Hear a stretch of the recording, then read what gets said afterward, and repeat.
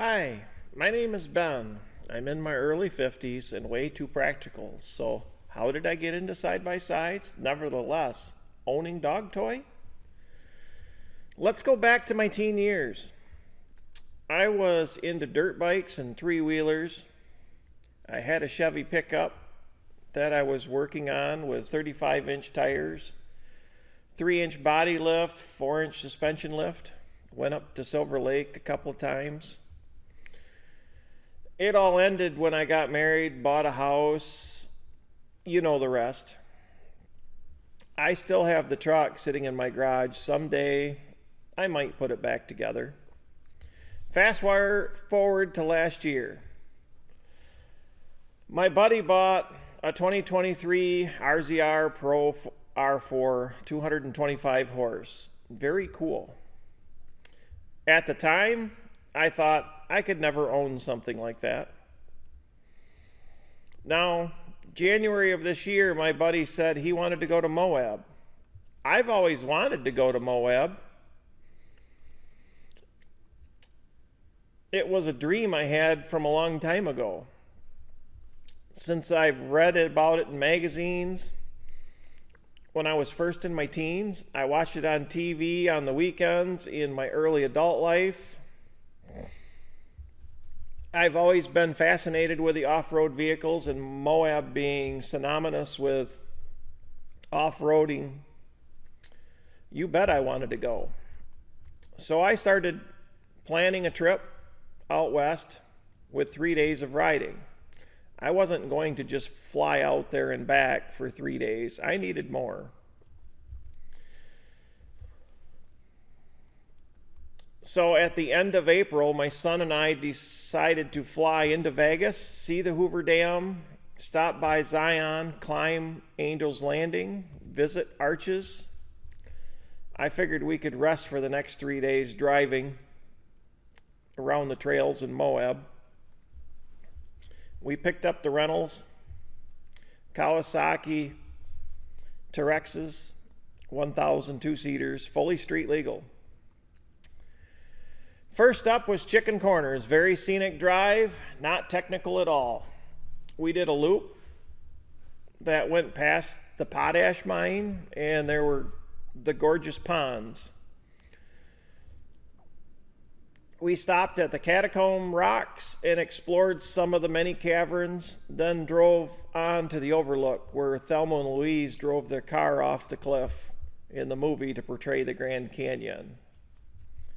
The next morning, we did Metal Bender. We had a blast.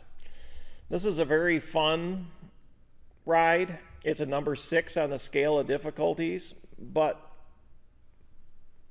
nothing these Kawasaki's can handle.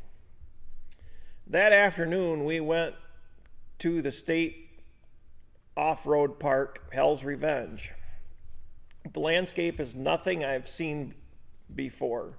The domes and the fin formations was just a spectacular sight.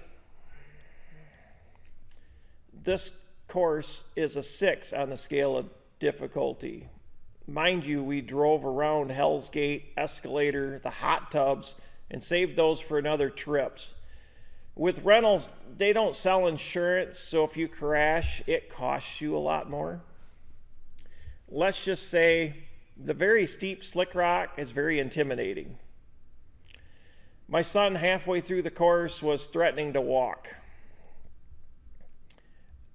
I didn't have that choice. I drove us in. I was determined to drive us out, not to mention I was leading my other friends.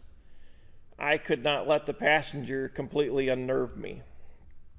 My 2 friends that were following me didn't say anything until we got back to our room that night. They were also nervous.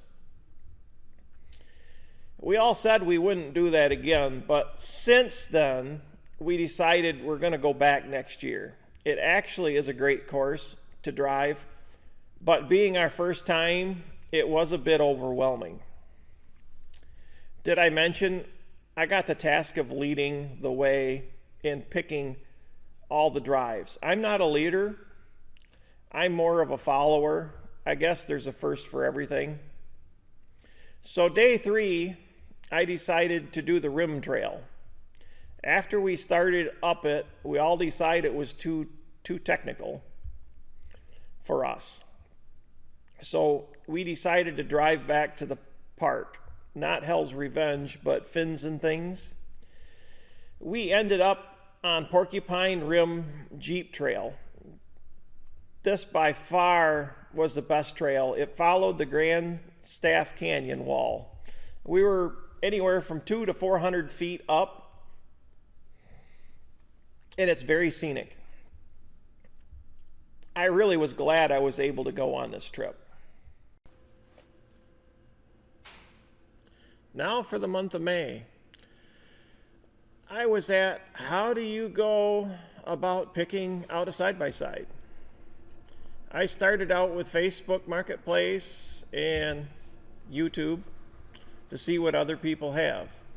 Then I started dreaming and figuring out what was out there. But this is all very intimidating. How do you narrow it down? First, how are you going to use it? I'm mainly dirt roads and some off-road and sand. Where are you going to ride? Well, for me, Silver Lake, maybe some trails up north, but mainly dirt and seasonal roads near my house. Who's going to ride with you? Well, my dogs. I have 2 St. Bernards, and they need lots of room. What features does it need to have to do what you intend? Well, I need a windshield and other things to make it road legal. Who wants to be stuck driving 25 mile an hour if roads will be your main trails? Not going to be much fun. Well, this brings us to June. So as part of the process, I took a day off from work, set off to look at these in person. The first dealership, which I will not name, had a big sign that said no pressure sales, which was totally true. Nobody wanted to talk to me. They seemed to be busy doing nothing at their computers. The place wasn't busy at all, so this kind of bothered me. I did end up talking to a sales guy. They had a RZR Pro, I believe an XP, but he didn't want to show me how the seats folded down. He said, yeah, they just fold down. Well, this was a big feature I wanted to see. I wanted to see how it looked, how my dogs were going to sit on it, but this guy was not interested in a sale, I guess, so we moved on. Second dealership was Nelson's Speed Shop. They did not have much inventory in for what I was looking for. They did have a few Kawasaki's that were sort of interest, so we looked them over, and lo and behold, I ran into a cousin of mine. He said, go up to Lakeside. They have a better inventory if you feel like driving that far. With nothing else to lose, we headed north. They definitely had the largest inventory I've seen anywhere. From utility to sport machines, I started looking what would easily fit 2 St. Bernards and a teenage kid. And of course, they had a Turbo R that I had looked at on Polaris's website. This time, I wasn't going to ask. I folded the seats down myself. We must have spent 2 hours or more looking around before we went inside to see if someone would spend some time with us. Sure enough, a wonderful sales guy by the name of Brian talked me through some of my questions and did end up with a quote, knowing I was just browsing and no commitment to buy yet. Now I found the machine of my dreams. How do you justify it? I'm too practical. My goals in life are to pay bills and dream about retiring. This would definitely interfere with my goals. Besides my kid and my friend, the big push came from my sister's mother and father-in-law. They said it was well worth the experience and I would not regret it. They said if I really wanted it, I needed to go for it. So with that, I started to look into financing.